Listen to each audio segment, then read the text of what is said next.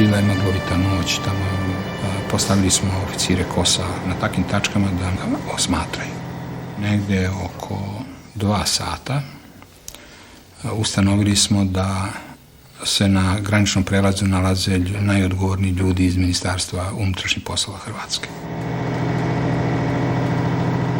Prva 2 kamiona takvog naoružanja su prešla granicu prema Čakovcu i ona su vrlo brzo raspoređena po našim policijskim stanicama na teritoriju cijele Republike Hrvatske. So began a secret operation that would culminate in Croatia's War of Independence from Yugoslavia.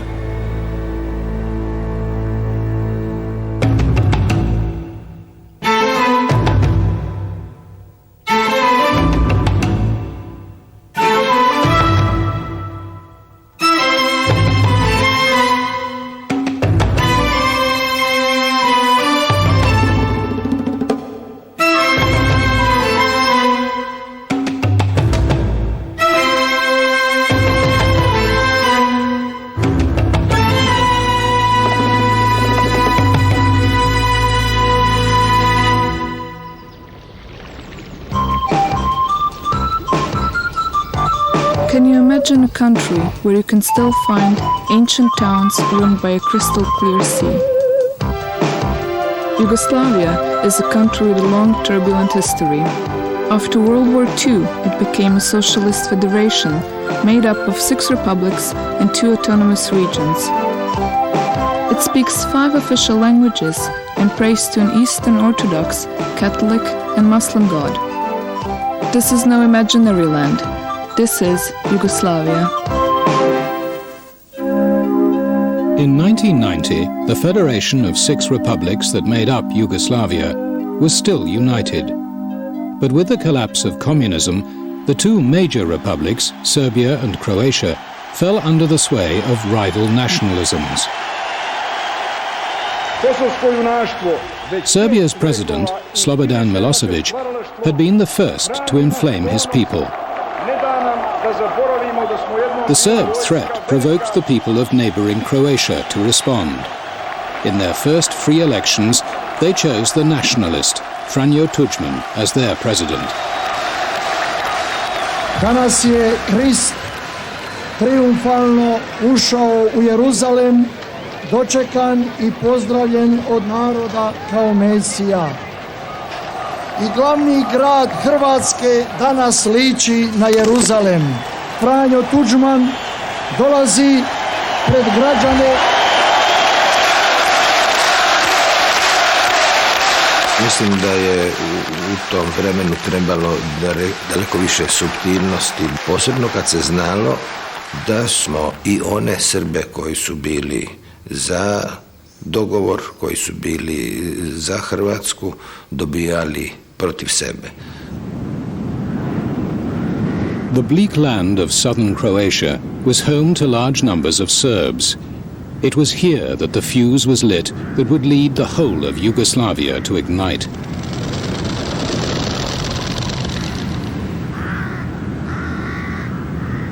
In the dusty railway town of Knin, the authority of President Tuđman's newly elected government was rejected by the local police, who were mostly Serbs. Inspektor Martić da je rekao da je ovo narodna milicija i da ne sluša hrvatsku vladu, nego samo ovaj narod. Protiv te hrvatske vlade koja nam stvara zlo, tako glasno, jasno. To reci Mile Martić, onaj što se pisao, to sam ja. Tako kaže da sam rekao. Pa bilo je jasno dato do znanja da milicija u Hrvatskoj, odnosno milicionari srpske nacionalnosti, da će morati da prihvate obilježja, simbole koje su bile za vreme zloglasne NDH države. Serbs had raw memories of the last nationalists to rule Croatia. They were Hitler's allies, and under the checkerboard flag they killed hundreds of thousands of Serbs.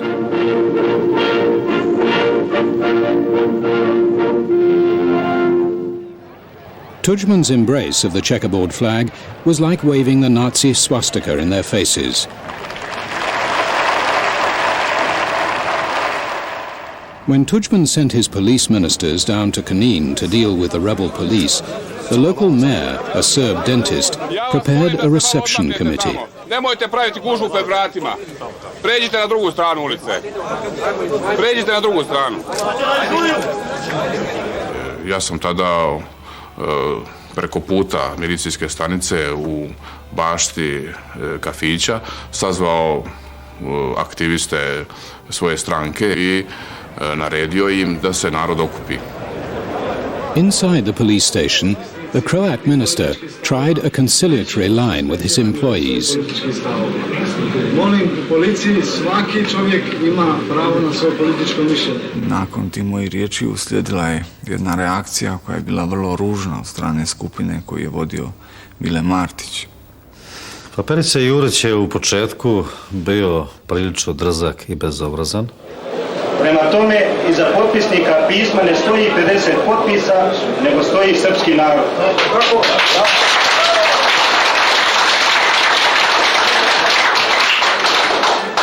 Stoji ovaj narod koji ovdje se okuplja i čeka rezultate ovih razgovora. Tada nisam vidio u životu čovjeka koji se toliko preplašio kao on. Mislim da je u roku pola sata 10 puta odlazio u WC, najvjerovatnije dobio proliv ili nešto slično. A izvana je par tisuća ljudi je na cesti oko zgrade, jel? To je vriska, galama, jel? I veli mi Joža, kaže, Boga li ti tvoga državu im obećaj samo da žive glave izvučemo odavde, jel? Jer je bio ambijent predvješan. Sa sastanka su otišli uz našu pomoć. Mi smo ih bukvalno izvukli, rekli smo narodu da ih ne dira, a poslije toga oni više nisu imali nikakvu vlast u Kninu. The police chief and the dentist tried to turn the protest into a full-scale rebellion. Ja sam dobio zaduženje da se spremam i na oružani otpor i da od Jugoslavije dobijemo pomoć ili u oružju ili da tadašnja Jugoslavenska narodna armija bude ta koja će zaštititi ovaj narod. For a Serb revolt to be successful, it needed support from Belgrade, the capital of both Yugoslavia and Serbia.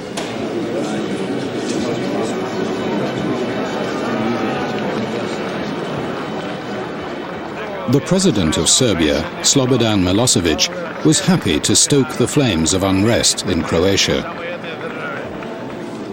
The rebel mayor of Knin became a frequent visitor. Milosevic turned the request for military support over to his closest colleague.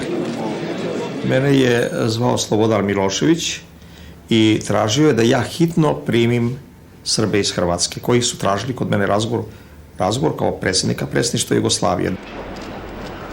That year, Serbia held the chairmanship of the Yugoslav State Council, the body which gave orders to the army. The Serbs from Knin had found a well-placed ally. Tražili su se nešto uradi jer se približava vreme nezavisne države Hrvatske i čitave politike koju Pavelić vodio prema srpskom narodu, jer je i on počeo od ugrožavanja nacionalnih prava do genocida. Bili su jako uplašeni.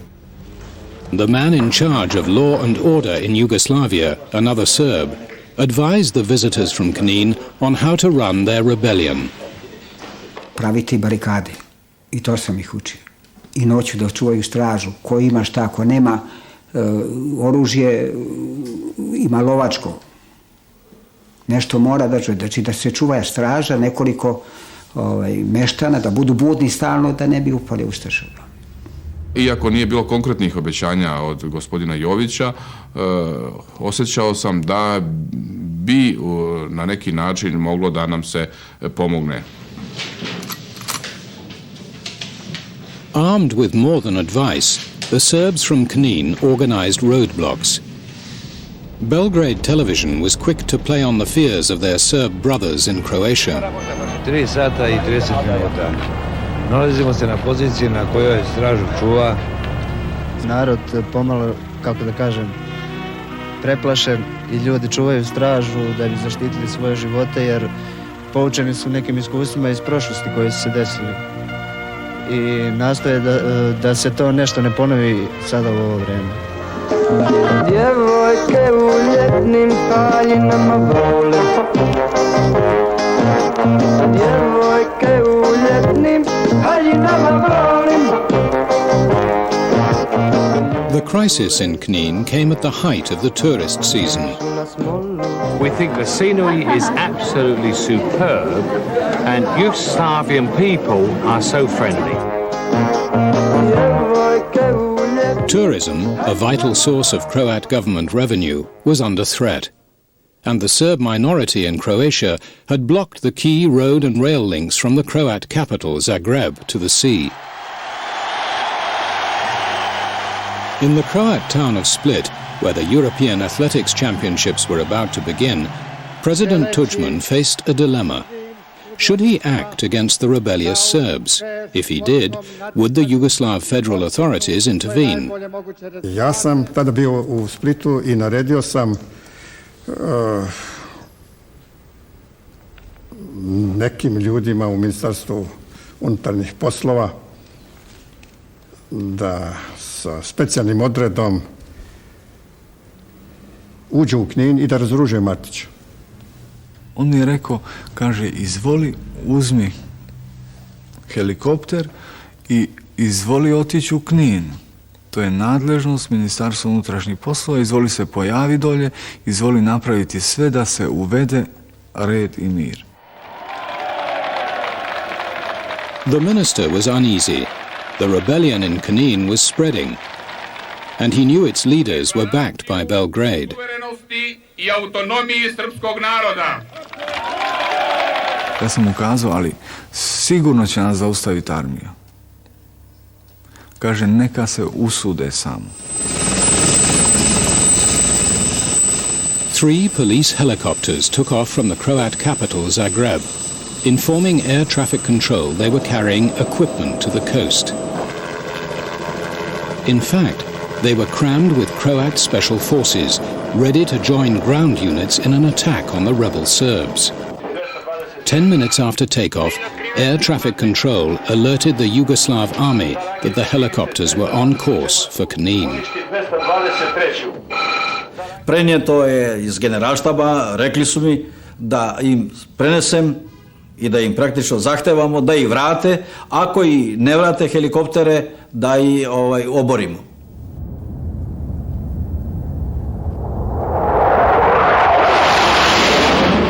U niskom letu su išli iznad nas, da bi nam dali do znanja koliko smo sitne ribe.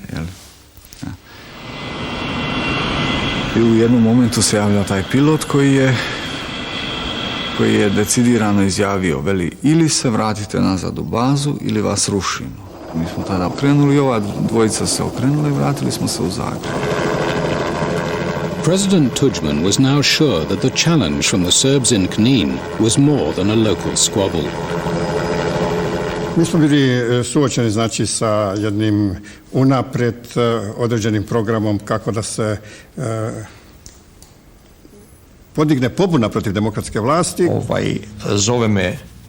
Zove me Tudjman telefonom iz Zagreba, sav uzbuđen I kaže, ovo je katastrofa. Nama ne daju da vršimo legalno izabranu vlast. Je li smo mi legalno izabrana vlast ili se nas ovdje hoće srušiti, ne znam o čemu se radi. Sve se to diktira iz Beograda, sve se to sprema u Beogradu. Oni su to odbili I ispričavajući se da vojska nije dala nikakav nalog za sprečavanje hrvatskih helikoptera, nego da je to bilo zbog tehničkih razloga oko dozvole prelijetanja itd. No, nama je bilo jasno o čemu je riječ.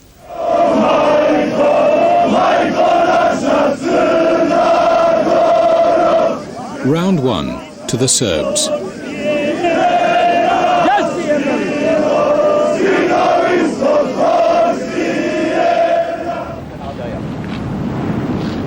The Serbs in Knin now declared their mini-Serbia a no-go area for Croats.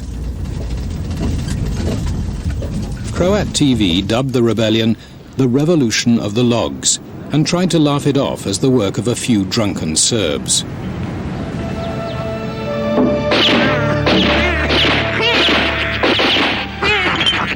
This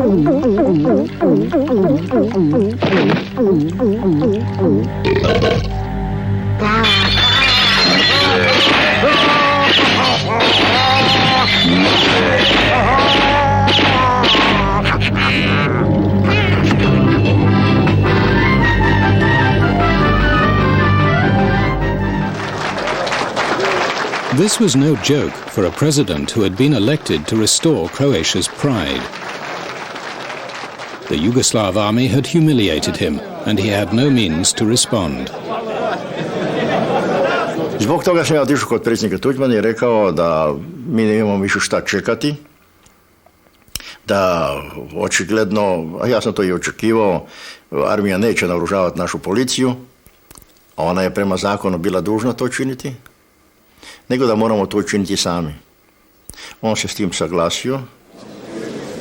This retired Yugoslav army general had got himself a secret mission. At first, he ran into problems.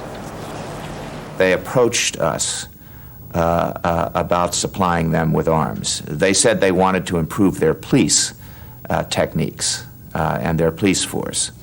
And I have to say, I did not hesitate a nanosecond before I recommended to Washington that we turn them down. We certainly did not want to be arming a Croatian police force so it could oppress Serbs. The Croats took their business elsewhere. Ja sam posjetio Budimpeštu i da smo tamo u dogovoru sa odgovarajućim organima Mađarske napravili ugovor o isporuci naoružanja. Kada smo mi euročekom zagarantirali plaćanje, mi smo poslali tamo dva šlepera.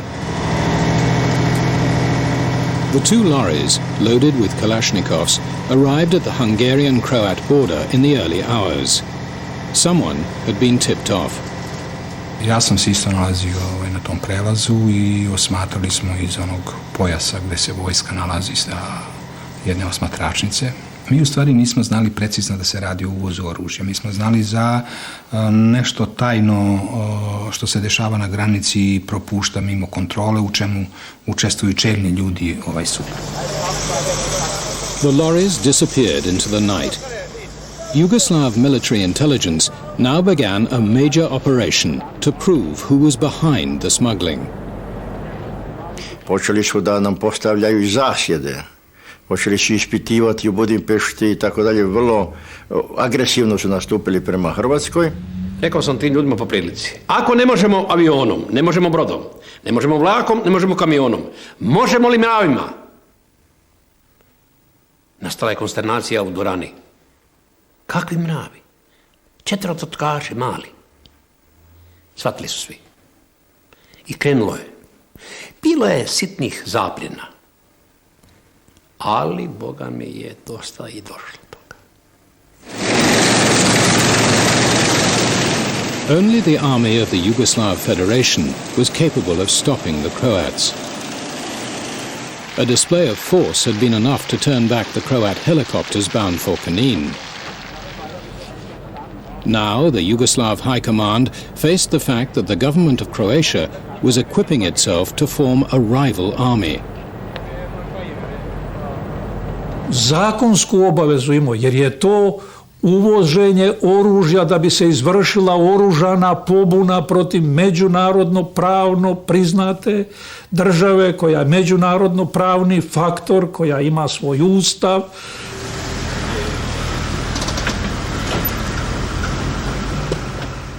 But these arms smugglers were the democratically elected government of Croatia. It would be politically dangerous to arrest them. The army trod carefully. At the beginning of January 1991, an order was issued aimed at the Croats. All illegally held weapons must be handed in within 10 days. Croat ministers were openly defiant. Pa gospodo, zar vi mislite kad pojedine policijske stanice, pojedine općine otkazuju lojalnost Republici Hrvatskoj, da ćemo mi onda kupiti 2 šlepera naliv pera da bi pisali nemojte nas napadati?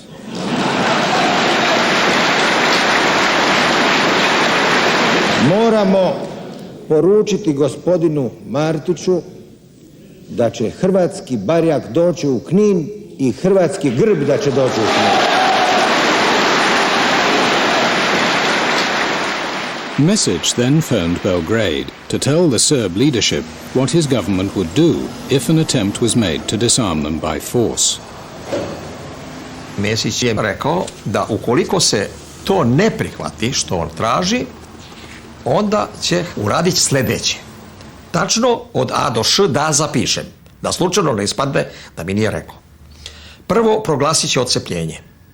Drugo, zatražit će od Savjeta bezbednosti intervenciju mirovnim snagama da njih zaštiti od nas, iako se oni naoružavaju protiv sopstvene države. Treće, povući će sve kadrove iz organa federacije.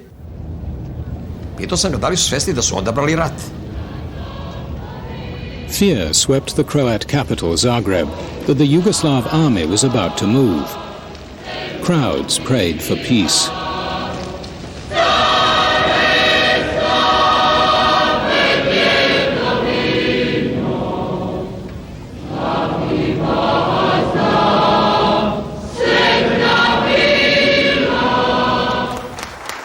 President Tudjman called an emergency session of his parliament. Prvo, svaki čin pravnoga ili fizičkog nasilja koji bi bio suprotan Ustavu Republike Hrvatske smatrat ćemo ugrožavanjem ustavnog poretka Hrvatske, pa bi se svaka represivna akcija smatrala činom okupacije. During the session, an invitation arrived. Tudjman was asked to go to Belgrade to face the Yugoslav leadership and the army. Ljudi su me i sa suzama u očima iz prijateljskog kruga i drugi uvjeravali baš u parlamentu da ne idem. Rumors spread that if they went to Belgrade, Tudjman and his ministers would be arrested. A osim toga, nema drugom, ni onima nasuprot nama, ni nama, nego da razgovaramo i tražimo rješenje. Čak sam smatrao intimno u sebi, ukoliko bi me ubili, da bi to bilo pred svijetom upravo dokaz toga da idu protiv hrvatske slobode, protiv hrvatske demokracije, prema tome u interesu Hrvatske. I zbog toga sam otišao.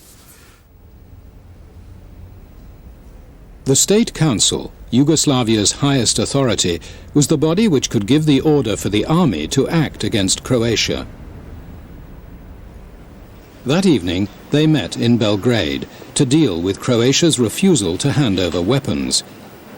Every republic had a vote. Mesić je apsolutno odbijao bilo kakvu aktivnost koju možemo učiniti, a i drugi članovi predsjedništva su bili u velikoj nedoumici šta da se radi, jer kao što se zna, to je bio trenutak kada treba povesti vojnu akciju. The State Council members, waiting for the Croat president to arrive, argued on. The head of the Yugoslav military then made a seemingly innocent request. It was a trap. Nekoliko minuta prije 7:30, kad su inače bile vijesti, general Kadijević je predložio jednu stanku da bi bilo dobro vidjeti vijesti, pa onda da nastavimo s radom. Like the rest of the country, the State Council found themselves watching a TV program shot, as the caption says, on VHS without the knowledge of its participants. The film showed the chief Croat arms buyer talking about what it called terrorist formations in Croatia. Ima ukupno na 5. armijskoj ulozi 9.000 rešena. Da. To je službi vojne službenike i miličare, to je 9.000. I 18.000 vojnika. Na cijeloj teritoriji 5. znači Slovenija, cijela Hrvatska i deo Bosne. A mi imamo sad naoružani 80.000 sa kalašnjikovima. Yugoslav military intelligence, who made the film, intercut the material with public statements by President Tudjman. A što se tiče naoružanja, nismo naoružavali HDZ-ovci. Vi niste u toku onda, ljudi moji, pa mi smo s njima u ratu. Mi smo u ratu s njima. S kim? S vojskom. The Serb chairman quietly reveled in the discomfort of his Croat colleague. Nisu prosto mogli svojim očima da veruju kako je to moglo sve da se snimi u kancelarijama u kojima su se oni ne dogovarali, u kojima su govorili o stravičnim zločinima koje žele da vrše. Ja sam polazio od toga da je to sve montaža, da eventualno možda ima nešto i istinitih snimaka, ali da je to sve s jednom tehnikom moguće učiniti. Odjednom su rekli da je to čisto montaža sa kojom se želi srušiti hrvatska vlast, a u stvari su uhvaćeni na delu. When President Tudjman finally joined the meeting, instead of responding to the film, he issued a warning to the defense minister, General Kadjević. Prema tome da bi na njemu osobno bila odgovornost za krvoproliće u Hrvatskoj, za obaranje hrvatske vlasti. Njegovim se dolaskom atmosfera nije poboljšala uopšte. Cijele noći je drama bila, svakoga je optuživao. Kadjević meni rekao koja treba da baci na koljena Tudjmana i to HDZ rukovodstvo, jer je to u toj mjeri očevidno da oni na jedan krvav način žele da izvrše razračun u Jugoslaviji, da to ne može proći, a da ne bude u javnosti u Hrvatskoj. That night, the army's tactic appeared to work.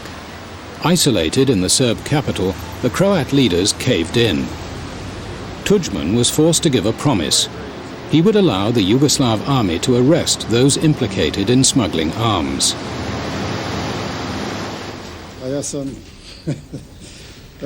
He got back to Zagreb in the early hours, exhausted. Uncertain how his people would react, he did not tell anxious reporters about his promise.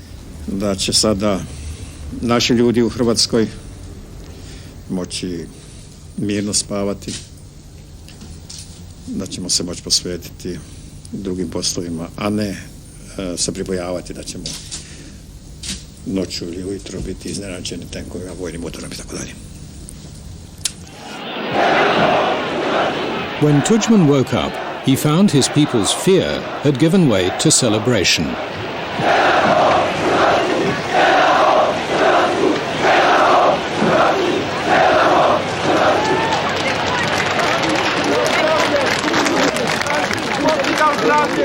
Safe on home ground, Tudjman withdrew the promise he had made in Belgrade.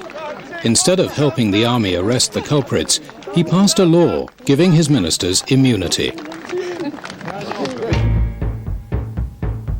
The chief arms smuggler himself appeared on Croat television to answer the question, was the film a forgery?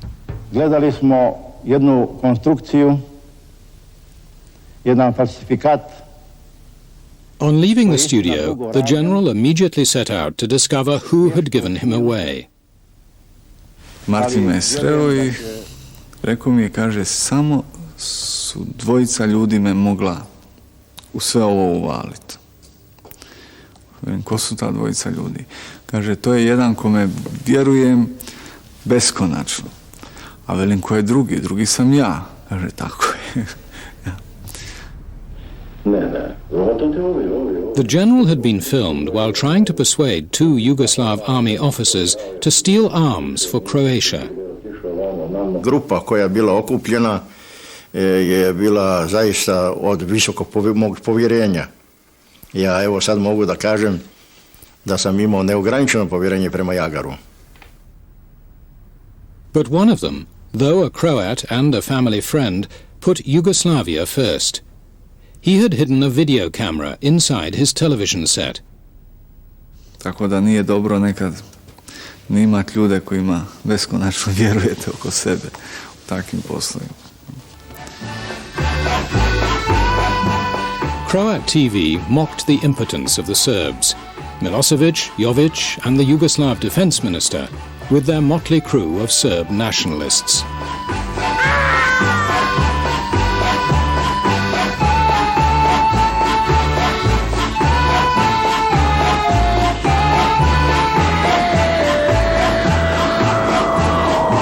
The Croats had got away with it.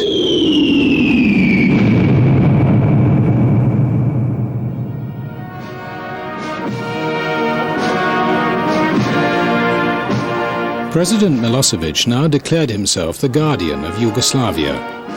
He persuaded the generals that the only way to save the Federation was to mobilize the army to disarm the Croats.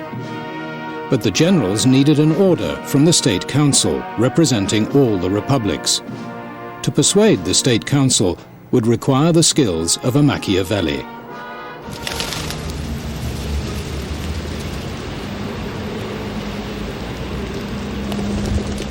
A demonstration in the center of Belgrade, his own capital, provided Milosevic with a chance to show how the army could be used. The demonstrators, demanding press freedom in Serbia, gathered in the spring sunshine.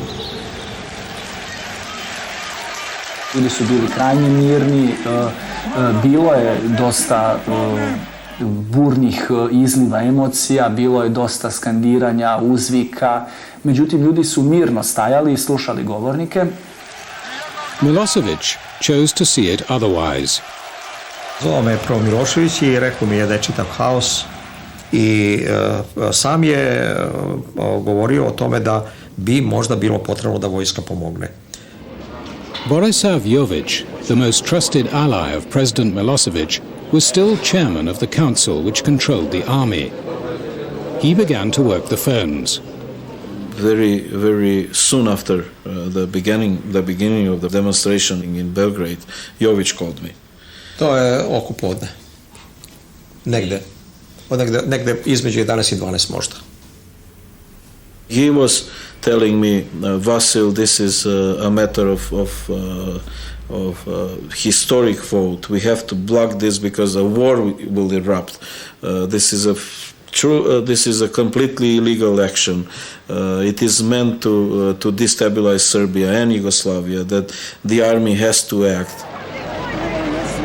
Vasil Tupakovsky was surprised because the demonstration he saw on television, though massive, was peaceful. He refused to vote for bringing in the army. Soon after this, the Serb police were sent in. Negdje na polovini govora gospodina Paroškog, odjednom u sredinu te gomile doleteo je jedan suzavac i ljudi su prosto počeli spontano da beže. S obzirom da je policija bila skroz okolo demonstranata, logično je bilo da na tim krajevima dođe do sukoba demonstranata i policije.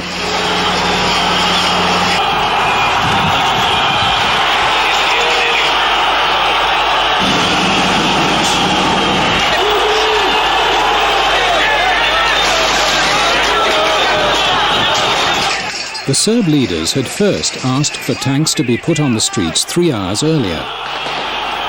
Now their case was stronger.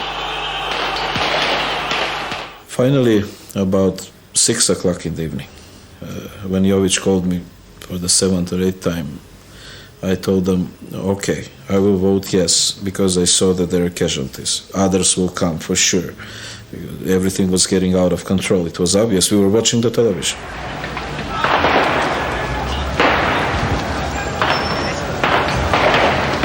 Nazvao sam članove predsjedništva koji su mi dali saglasnost da će vojska u stvari prošetati kroz Beograd i odvratiti demonstrante od vandalizma.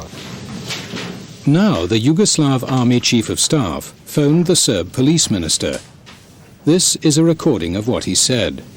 Tamo da bi sve tvoje snage, kad se vojska pojavi, treba da krenu u akciju, da biju do iznemoglosti, bez upotrebe oružja, da prate vojsku i da biju tamo i da biju na drugim pravcima, da se jednostavno napravi jedna akcija juriša u kojoj treba da se bije do iznemoglosti.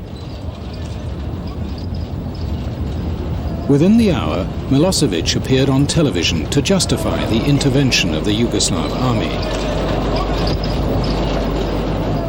Danas je u Srbiji, u Beogradu, napadnuta najveća vrednost koju ima naša zemlja i naš narod. Ugrožen je mir. Zato se snagama haosa i bezumlja Srbija mora suprotstaviti svim ustavnim sredstvima i zato tražim. Milosevic had got the tanks out of the barracks once.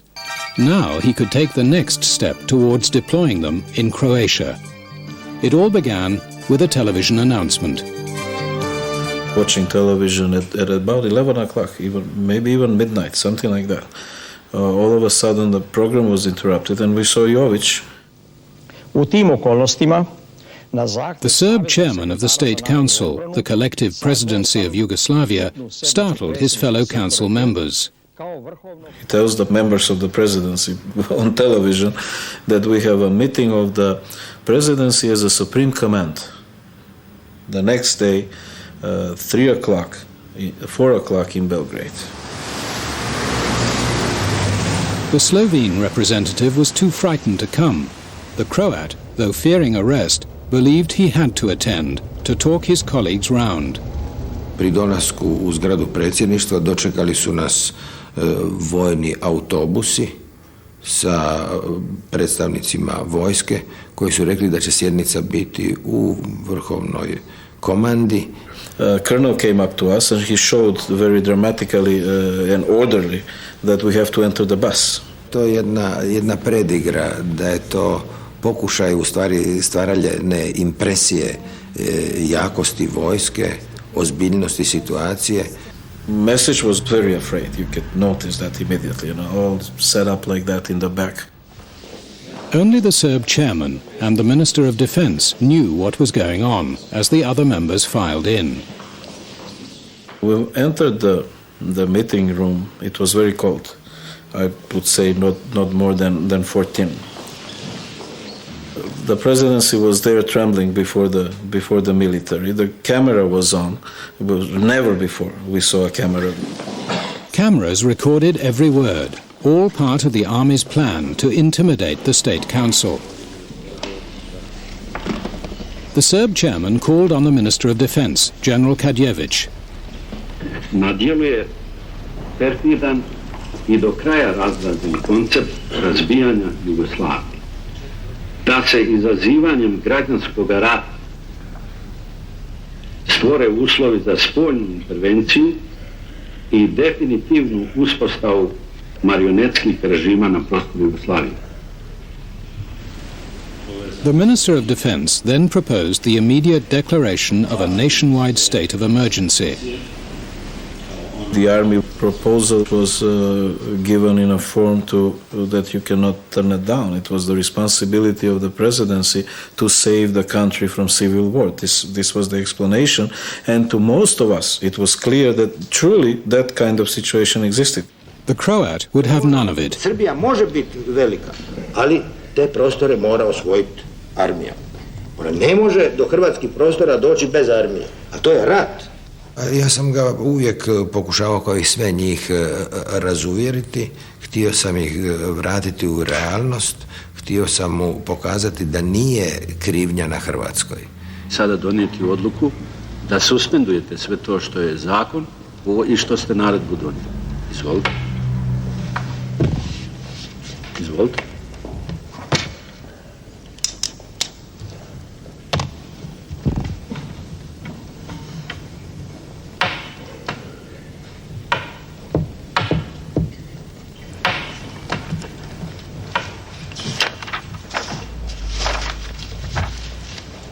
The moment of decision had come.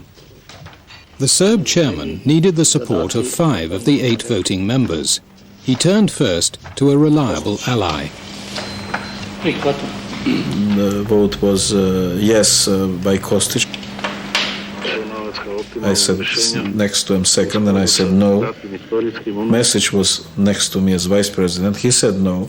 And then Jović yes. And Bučin, yes. So it was 3-2 when the vote came to Sapunđiju.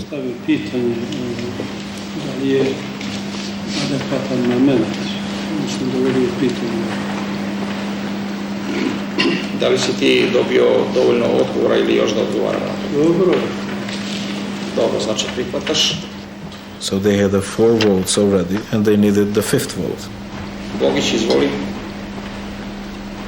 Imam odgovornost da ne dođe do građanskog rata I mislim da ga moramo spriječiti svaku cijenu. Everything now hung on the vote of Bosnia's representative. With a mixed population of Muslims, Serbs and Croats, Bosnia had most to lose if Yugoslavia descended into civil war. The pressure on Begićević was tremendous. He was a Serbian, but representing Bosnia and Herzegovina. and are very much orientated towards Yugoslavia. Tu su Jović i drugi očekivali da se ja ponašam na sjednici predsjedništva isključivo kao Srbin. Spreman sam da svaki dan analiziramo stanje i da svaki dan donosimo odluke.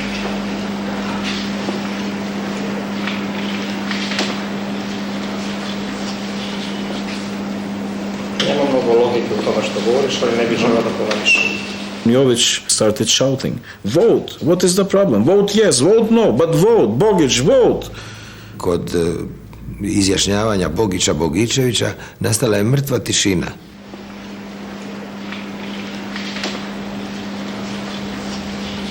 Sada mislim da ne bi bilo produktivno.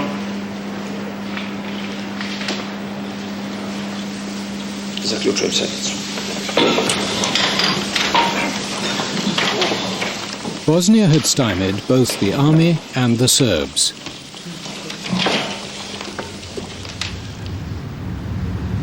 But nearby, in the Serb presidential palace, Slobodan Milosevic was ahead of the game. He announced that Serbia and her allies were withdrawing from the State Council. Predsjedništvo SFRJ odavno ne funkcioniše, a iluzija o nastojanjima predsjedništva Jugoslavije i naporima kojih u stvari nema, od noćas je definitivno mrtva. To nije korak nazad, već korak napred, jer je i gruba istina bolja od iluzija i obmana. Milosevic was trying to destroy the supreme authority in Yugoslavia, which controlled the army high command.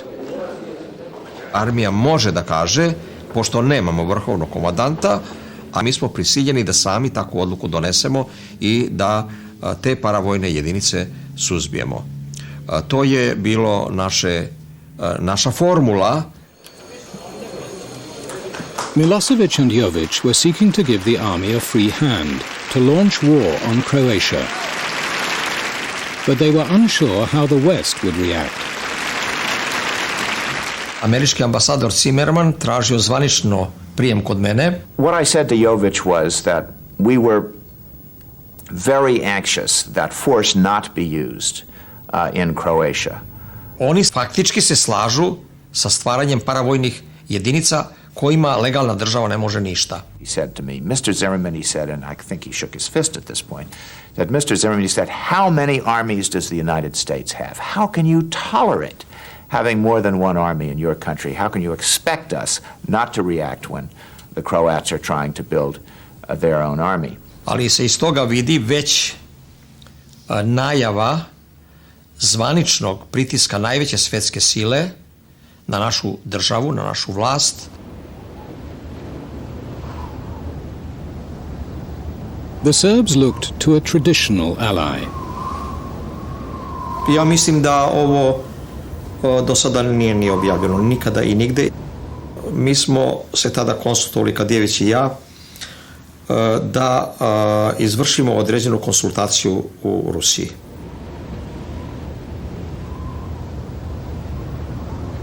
In Moscow, the general met secretly with the hardline communists who ran the Soviet Ministry of Defense.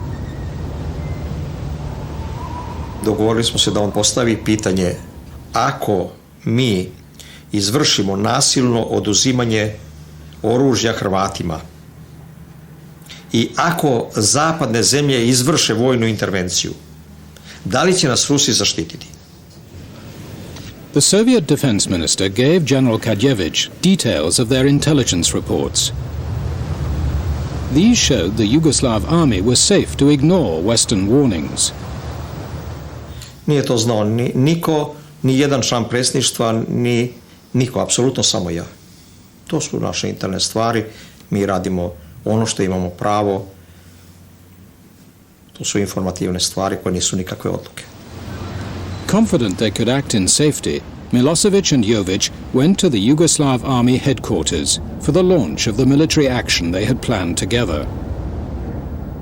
Većina streljačkog kadra i vojničkog kadra i naroda, naročito ovih delova ovde, sada u Saveznoj Republici Jugoslaviji, priželjkivali su da dođe do vanrednih mera i da vojska preuzme stvar u svoje ruke. Da je ovo rukovodstvo Just 5 days earlier at the State Council, the Minister of Defense, General Kadjević, had made his intentions clear.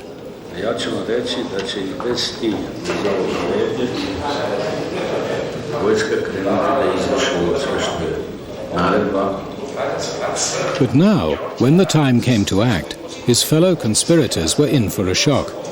General Kadjević hesitated.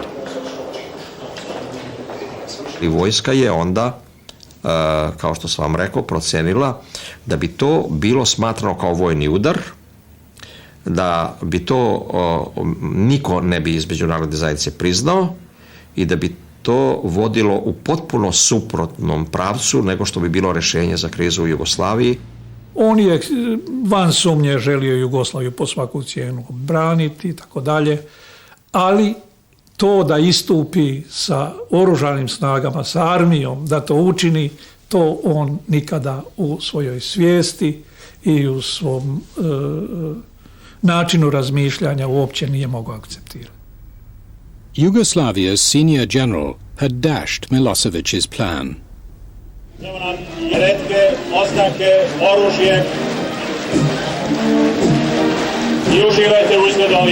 Within weeks, President Tudjman was openly flaunting his new weapons.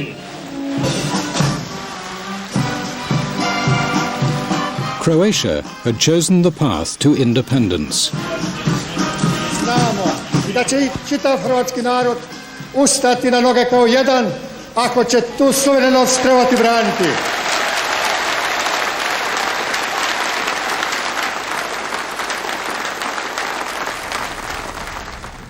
Milosevic seemed to accept the inevitable. He called a summit with Tudjman to work out how to carve up Yugoslavia between them. But the Serb leader had other plans.